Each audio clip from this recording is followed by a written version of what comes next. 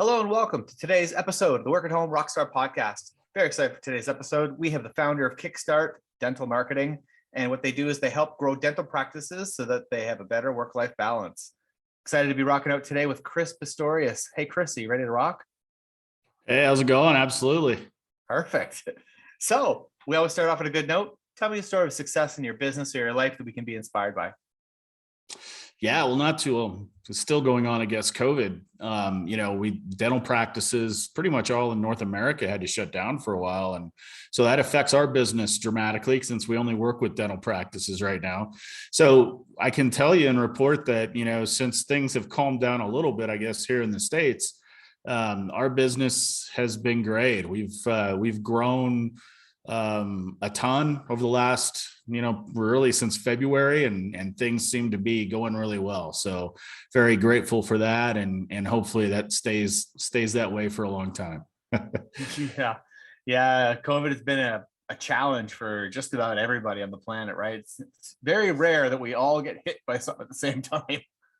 Right. Exactly. I'm glad to see that things have moved on. Now, I'm wondering, so, after the good note, there's always a few bad notes, in the process. And, I'm trying to normalize it a little bit, so that people understand that you're going to make some mistakes. So I'm wondering, is there something that like just sticks out for you, just something that didn't go as planned, something that we can either, learn from or avoid if it happens to us? Yeah, I think you have to plan for success. And I don't know that a lot of business owners do that. And that's what's kind of nipping me in the butt right now a little bit. It's great that we have growth and we are growing responsibly. We're trying not to take on as much as too much. But if you don't plan for growth and then all of a sudden it starts happening, it can actually be a problem. And we're experiencing a little bit of that because we don't have quite enough staff right now. And it's hard to hire people in the States. It's hard to find people, for these types of jobs right now. So we've got a little stress on our hands of making sure that we're providing a quality service for our clients, that our clients are, being taken care of and are getting the results that they want.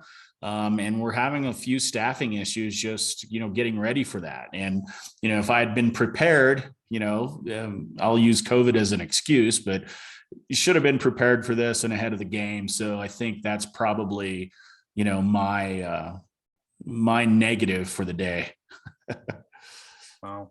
You don't hear about that one very often, or at least I don't on the show, but I do know it exists because it's happened to me before too, where, you sort of get too much business in all at once and you'd think that that'd be a good thing, but you can really destroy your brand real quick if you don't handle it properly, right? Yeah. And we've had to slow down a little bit on the sales side. We've been a little bit more picky about who we take on just to make sure that, we don't cause a ruffle in the force, if you will. So, and that's frustrating for a business owner like me, because of course you always want to bring in all you can, right? But, I think it's a smart decision to slow down a little bit, make sure we've got everything, all of our ducks in a row, add a couple people in critical positions and then move on. So now, I guess the difficult thing is that you can't really, you can never know when that push is going to come, when you're going to get overwhelmed, right? However, let's try to go back in time a little bit. What do you think you could have done differently, knowing what you know now, to be prepared for it? I think you need to always be looking for someone, right? So I think that what I learned from this is that like client success managers are a key role in our company. These are the people that take care of our clients, make sure they're happy. They're proactive to make sure that they're ahead of the curve on any marketing stuff that's going on, and really making sure that our clients are getting, the results that they desire. So when you find people like that and you find somebody that's going to be really good at it, you hire them, right? I mean, I'm not talking, you can't go crazy, but if you find that special person, go ahead and hire them, because you're going to need them at some point, or at least get them in the pipeline, right? So I think that, if I would have done that, because I ran into at a restaurant, for an example, a waitress. She was awesome, just like a people person, right? And you can't teach that, right? I mean, I can teach them SEO and websites and, all this technology stuff, but I can't teach somebody to be a great person and to be a great communicator, right? So that's somebody I should have said, look, if you ever thought about a different opportunity here. And I think you've always got to be looking for that special person and at least get them in your pipeline. Yeah, no, I agree 100%. I've actually say that quite often is you can't teach personality. So, and you can't Right. teach culture as well. You can't teach, a good fit. You can't teach attitude. All those soft skills are all things that are like so important. And it's just the opposite in our world right now. We tend to go look for specific skills, but those skills can be taught to someone with the right attitude, right? Right. Exactly. Now, okay, so you have too much business, which means you got some good fans, which means you know how to generate fans, which means I would like to know what you've done. Like, how did you get to that point? Yeah, well, I've owned the agency for 12 years, right? And so we have got a name in the industry, and we've got, knock on wood, a pretty good reputation. However, the first few years that I created the agency, I left a 6-figure job with AOL back in the day. That was a cool company, right? And I had 2 little kids at the time, and I was basically just trying to survive at that point. But I think that I just created a job for myself. I didn't really create a company. I created a job for myself because I did everything. If I got a client, I'd build the website, I'd do the SEO, I'd do the social media, and I had one person kind of helping me out. And I did that for several years until I'm like, if I have to go on vacation, this whole business kind of shuts down, right? Because it's just me. So I was like, all right, how about I read this book called E-Myth Revisited. It's awesome. You may have read it by Michael Gerber, I believe. And he talks a lot about, instead of working in your business as a technician doing the work, hire a technician. You just need to build the processes and procedures of the business so that those technicians and managers and whatever can do their work. So it's more like, working on your business versus in your business, right? And so that's when I was like, that was kind of the light bulb moment. I'm like, oh yeah. So then I could actually go on vacation and stuff, and this thing should still run pretty well. And that's what I started implementing. And that's when I started growing and coming up with a team and, hiring people and kind of getting out of the day-to-day stuff. Wow. Okay. Really cool. And that's, I mean, you think it sounds easy, but it probably isn't, right? No. Like, so are there any like first steps? What would be the first step that someone would take if they're going like, yeah, I want to do that? Yeah. Write down the things that you don't like to do in your business and list them like 1 to 5, or for me, it was like 1 to 20, but list like 1 to 5. And then the first thing, find somebody to go do it for you. Write the process and procedures, write it out like, you're spelling it out for somebody. This is what you do. Number 1, number 2, number 3, number 4, right? Get all the process and procedures down and then go hire somebody for it. And then work, based on your income and how you're doing in your business, work your way down from that and replace the things that you just really hate to do in your job or in your business, really. That's great. Write down the 20 things that you don't like to do in your business. Or 50, whatever. Or 50 or whatever it is. Yeah, no, that's me.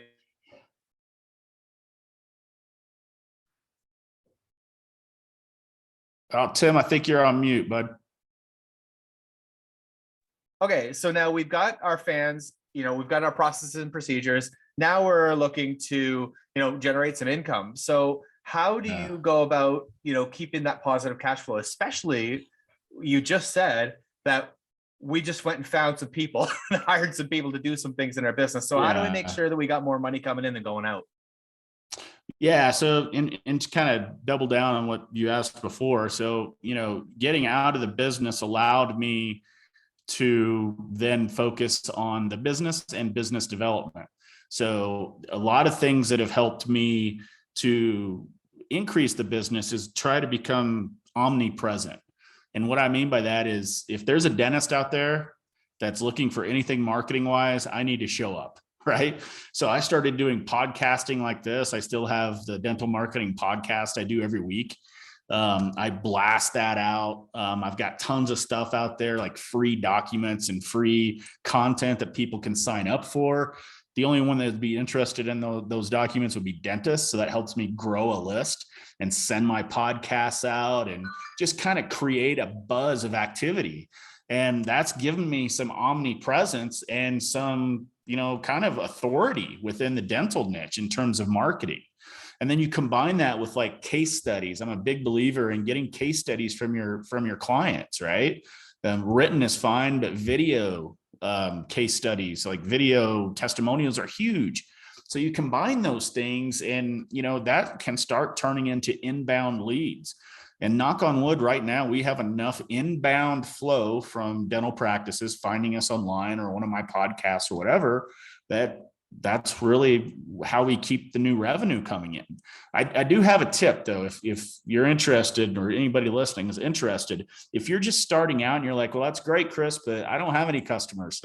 I can't get testimonials, right? I can do a podcast, I guess, but a lot of my podcasts I do them with clients too, or people in the industry. I do interviews like this with, maybe a dental software company or something, right? Something a dentist would be interested in. But start out and go to whoever you want to be a client and say, look, I'll work for free. As long as after a month or whatever it may be, if you like everything that's going on, you give me a testimonial. You let me create a case study, you do a video testimonial, a written testimonial, and you be a referral for any potential clients that want to talk to you. That's how I started. I got 2 or 3 of those. I don't think I did it for free. The first one I might have, but then the second and third I did really cheap, at least make a little money off of it. Yeah. And that's how you can really build a business. It really is. Oh, I know that works, because that's how I got started too. I did a few. Nice. It wasn't for free, like you said, but it was. I mean, it might as well have been. I build websites, right? And so I built a couple sites for barely anything, and use those referrals, and they're still paying out now. So I know that works. Yeah. So you're, first thing you're doing is you are systemizing your business, trying to figure out how to get the processes done so that you can hand them off to somebody else. And then you as a owner, you're getting out there and just getting your face in front of as many related people, right?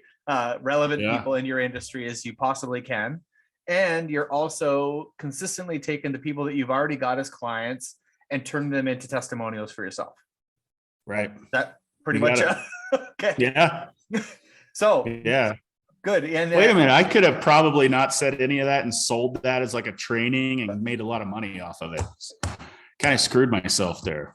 Well, and that leads to the next topic, which is really learning from the best. So how did you even are you the type of person that, goes out there and you hire coaches and mentors and stuff like that? Like, how do you, keep learning in that area? Yeah. That's, I think a lot of CEOs and founders of companies like mine are, have the shiny object syndrome. Things are going pretty well, and then you see like this new product or this new mentor or something, and you stop what you're doing and you go check it out, right? I mean, I know websites are like that, right? And there's all kinds of, DV plugins and all kinds of fun stuff you could get distracted with. So in the early on, man, I kind of started buying courses, like training courses. It would teach you how to start an agency. And, that's what I was just joking about. Anybody can put something together and, label it as a course. And, unfortunately, a lot of people don't know if it's good or bad, or even after they've taken it, they don't know if it's good or bad. Yeah. So I did some of that, and you know what? I had all right results with doing some of that, but I found a mentor about 6 years ago, I guess. And he's the one that really convinced me to niche down versus, kind of going after every industry, niche down into one industry and focus on it. And at the time he was starting this mentor group that's called the 7-Figure Mastermind Agency, right? His name's Josh Nelson. And he only had like 5 students at the time. And I was one of them, and I bought in on it. And I've followed his stuff. He owns a very successful plumbing and HVAC marketing agency, right? But now, if you fast forward to today, I'm still part of the group. There's probably 100 and some students in it. We get together every quarter and we meet about best practices, things that are working, things that aren't working. And it's absolutely awesome, because it's like, it's many of us are just sitting here working at home, right? On our own. It'd be great to, have somebody next to you that knows all about the industry and is going through some of the same things you are, right? Well, it's just a face group away from me now. And every quarter I see these people in person. So it's been a huge help. And him as a mentor and then him developing this group has been a great sounding board for me to run off ideas and just meet people and network. And a lot of people in that group help me with things like website design and Facebook ads and SEO and things like that. So it's been incredible. And I highly encourage people to find the right one. Okay. How did you find him? As luck. It was just luck, Darn. like I said, with the shiny object syndrome, I went through a few and I was like, oh, this was all about, just making money. And then I heard him speak at one of the conferences, one of the industry conferences. I was like, man, he seems genuine, so he's either a really good salesperson or he really is taking this to heart and wants to help people. And luckily for me, it was great content. He's a good friend of mine now, and he truly cares about his students and mentoring, and it's not just a money grab for him. Wow. Yeah. It is very difficult to find the right person in that area for sure. Yeah. However, Yeah. I think that is good advice right there. I mean, you're going out there, you're getting out there into different conferences that are related to your topic. And Right. it just so happened at one of those conferences, you found somebody that could be a mentor for you, which Right. is Yeah. probably not that uncommon. Yeah. And I know COVID stuff, conferences have taken a hit. I think they're starting to ramp up again. Go to those things, I'm not saying you have to be a sponsor or set up a booth or anything. Just go and meet people, listen to people speak and use your gut and, find it. If you want a mentor, you can find one for sure.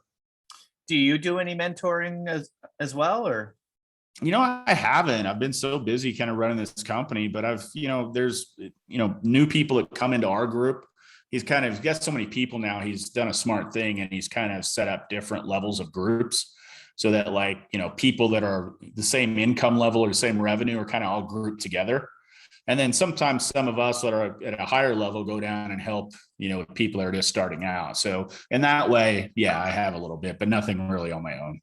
And what about your staff? Like, how do you have sort of programs that they go through to improve themselves? Say that one more time. I'm sorry, it just broke up a little bit. Sorry, how about your staff though? Like, do you put them through some sort of like learning programs or? Yeah, that's actually a hot topic at my agency right now, is that we need to be doing more training. Because we really need training, something that just doesn't need to happen once when somebody's hired. It needs to be ongoing, like almost on a weekly basis. And we haven't done enough of that. So that's something we're revamping right now. But I do have like my director of operations and some of the leadership team. They actually go to some of these events with me, the 7-figure agency group. And because they talk about different things, like they'll talk about how to get more clients, and they'll talk about how to take care of the clients you have, all the way down to when you get a client, send them this welcome package. This has been working really great for us. It's just really A to Z, anything to run an agency, and they do a great job with it. Sounds like I'm promoting him almost, but I swear I'm not. Yeah, I'm wondering, do you get a referral bonus for that? Or? Not at all. Maybe I should. No, I agree, because just about everybody who's been on the podcast, especially if they've got mentors and stuff, they can't say enough about it, right? Because it's one of those things, and especially in this particular field where we're working at home. Come on, we're sitting in our offices, we're not really getting that connection with other people, so you need to figure out a way to get some good energy into your area, and so getting on Facebook groups or whatever it is, Zoom calls with people that are in mentorship roles is essential. How else are you going to keep motivated, right? Yeah, absolutely, no question about it. Right on. So it's time for your solo. So tell me what's exciting in your business right now. Growth is exciting and terrifying at the same time, but definitely growth and bringing on new staff and just watching that thing grow from basically nothing to what it is now. And so how do we find out more about your business then? Yeah, I think the easiest way, kickstartdental.com. It's got a bunch of cool stuff. If you happen to be a dentist, we offer a free strategy session, and that's with me personally. I do all of our new client stuff. So that strategy session would be with me, and I'll go through the practice and just look at your competition, your market, kind of where you sit now and what I think it would take to let you hit your goals. But I will extend that offer. Anybody that's watching that's not a dentist, a lot of what we do for dental practices really applies to most local businesses. So, if you have somebody out there that's listening and they have some questions about marketing in general, hit me up, go on that strategy session. I'd be more than happy to help you out. Well, I was thinking the same thing, because everything that you're saying is stuff that would totally apply to any business. In fact, actually, you've got it systemized real well. And so, like, I mean, imagine, maybe even looking into some of the people that you're already coaching.